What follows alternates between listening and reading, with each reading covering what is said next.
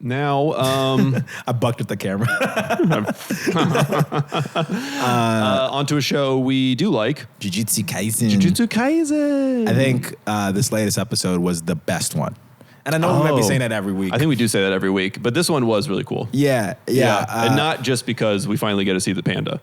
We did get to see the fucking panda. We finally get to see the panda. And his name is just Panda. That was so funny. That was so funny. Yeah. I guess you want to set up just a quick recap. Yeah, where we left off. Sukuna goes to confront, I always forget this dude's name. Yeah, Megumi, but it's like Fushiguro. I think Megumi's his first name. Megumi is his first name, and we get this quick quip about this first name. So Megumi, but what's his last name? Because Fushiguro. Sometimes they'll call him Megumi, and then other times they'll call him Futsuguro. So I'm just like, and I know that's his last name.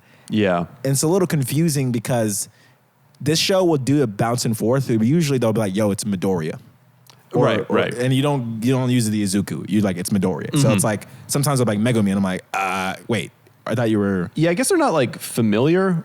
That's enough. true. Because, you know, you go by last name until, like, you're buds. Yeah, that's a good point. Well, I'm going to call him Megumi because it's funnier. Because it's a girl's name. It's a girl's name. You a girl.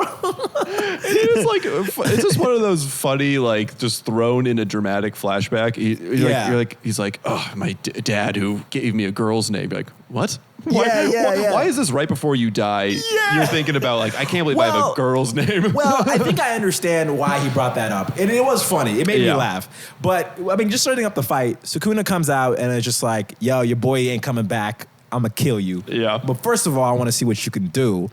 And I mean, we get to kind of see him flex his muscle a little bit. And the first thing he does is he sets out the bird, Nui.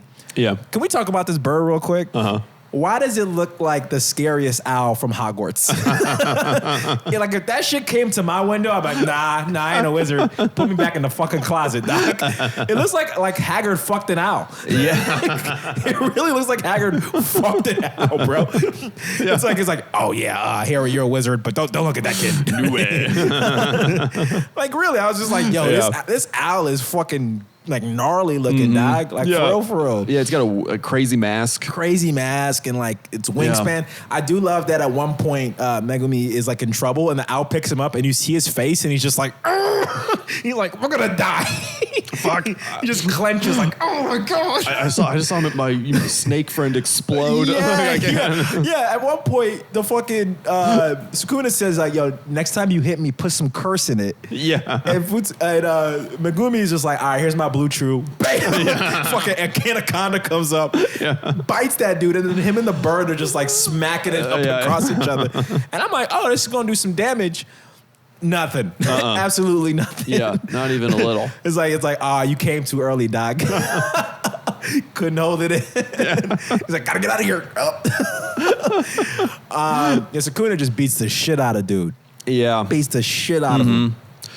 And he's like toying with him. It's like just kicking him around the fucking buildings. At one point, there's like you see him flying through a window with plates, and I'm like, wow, someone's dinner is ruined. All like the buildings and stuff that like got destroyed. It's like, how are they gonna explain this? Oh, property damage. That should be the name of this episode. We're like, yo, property damage insurance is going up. Right. Your neighborhood's about to get gentrified. When Sukuna comes around. Yeah, when Sukuna comes around. Sukuna. We saw the last episode. The last dude was a home interior decorator. Yeah. Sukuna is a real estate developer. Yeah. He was like, I think I want to see a park there. Condominium there. Ooh, Subway. Right.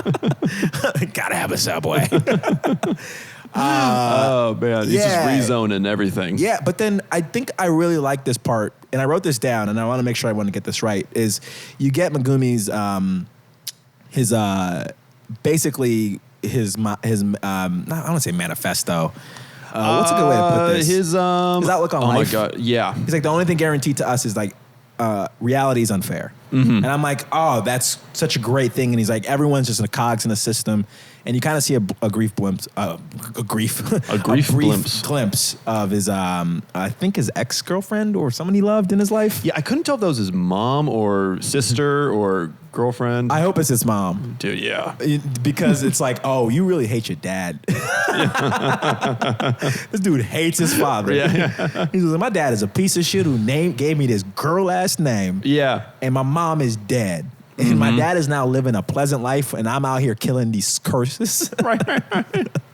So he basically goes, he's like, I only want to help good people. Yeah. Yeah. Yeah, and it kind of explains why he saved Itadori. Yeah. And then it kind of like wakes Itadori up. And then he dies. He pulls an Eren Yeager. He dies. Just like, thanks, man. Like a life. It's like, you ain't dead. Yeah. What's so funny is last week I think we were like, yeah, he'll have oh, he had a heart attack, but he didn't. And then he literally, his heart gets pulled out of him. Yeah. And he's like, he's dead, but not really. Yeah. It was cool to see Sensei Gojo come back and like be kind of it was like the first time you kind of saw him show any real emotion. Yeah. Because I felt like he was just like, I'm an OP.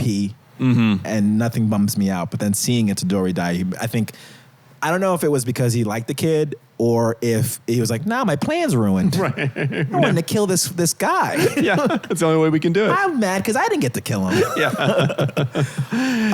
Well, he's upset because I think he knows the only reason he can't save someone is because he wasn't there. Yeah. He was out having his own bizarre adventure. Yeah. Gojo's bizarre adventure. It was interesting. And then you kind of saw Kitsuburi and Megumi just kind of like being bummed out. Bummed out that Itadori's dead. Dead. Quotes. And then you get to meet the second years, which I guess is their big three. Yeah. If you want to like do the My Hero comparison. Which was cool. One of them and like two of them had a bigger impact for me. Yeah. Do you want to guess which ones? I'm going to guess Panda. Obviously. Panda Senpai. Yes. And a guy who only speaks in salmon roll. Inumaki. That's his name. Yeah. I wrote him down because I love that he speaks in ingredients of rice balls. I know. Well, because Panda shows up and he kind of almost immediately gets overshadowed by this guy that's just being like salmon. Yeah, I was like, oh, okay. I didn't think I was going to like you more than Panda. Right. But I do like the joke of like, wait, you're not going to explain why this panda's a panda? Yeah, they're like, he can only speak in this. She's the yada yada. That's Panda. That's Panda. And you're like, wait, what? Wait a second. And then the guy says salmon. Like, wait, what? Yeah. And then this girl, Zenin, I just wanted to make sure I gave her some shine. They're all pretty funny. I'm like, oh, you guys are interesting. I love how like the dynamic between you guys. You're an interesting trio. And then they introduced the idea that there are other schools. Yeah. Kyoto. Yeah. I'm interested to see the other schools. I love that like there's different schools for Jujutsu sorcerers. It's like, oh, there's got to be a Harvard, a Jujutsu sorcerer. There's also like one that's like Trump University. It's also funny because I think there's about 9 students in each school. It's like, why don't you all just go to the same school? Let's go to the same school. It's like, why are you having it's like, we got to have a tournament arc. We just want to have a tournament arc. That's exactly what it is. Like, and we can't do it within the schools. It's like, we got to have we want to introduce characters you've never seen before. Yeah. Dude, that's so funny. You can almost tell it's like when... I don't know the guy who or lady who is the author. Yeah, but it's just funny. It's like the early manga things where you're like, okay, I kind of got people hooked a little bit. How do I keep them here? Tournament arc. Yeah, and it's just like even the way they were describing it, they're like, well, one school gets to pick an activity, but it's really just like whatever, get into a battle. Whatever. Yeah. And then I feel like the craziest part is I feel like we can get to see the big bads, some of the big bads. Yeah, we saw. Some human talking with some curses. Did they say his name at all? I don't think we got to know his name. I don't think so. I don't know if they did. But he was talking to some curses. You kind of get the curses point of view of like, we are manifestations of pure emotion, so we're more pure than humans. Therefore, we should inhabit the earth, not humans. Yeah. And then he kind of gives them a game plan on how to beat the humans. Yeah. He's like, you got to get Gojo not to fight and able to fight. And then you got to get Itadori and Sukuna to join your side. Yeah. So it's an interesting dynamic. Obviously Itadori's going to come back the next 2 episodes. Yeah, it seems like there's gonna be some sort of internal struggle. Yeah. Maybe him and Sukuna kind of get on terms. Yeah. It feels like they're gonna make a deal. And then they'll probably come back. Sukuna's probably gonna be like, listen, I get weekends. I get to do whatever I want on weekends. Yeah. 5 days a week, we'll do your savvy bullshit, but the weekends, I kill people. Not your friends. I won't kill your friends. Just can we kill one person? Megumi is just like, as long as they're bad. Yeah. As long as it's my dad. If it's my dad, okay. Does he have a license? Yeah. If he has a license, he can't do it. Dude, all week I've been driving without a license. I've been going wild. Megumi must be like, this piece of shit must die. Yeah. He's an inadequate cog in the machine.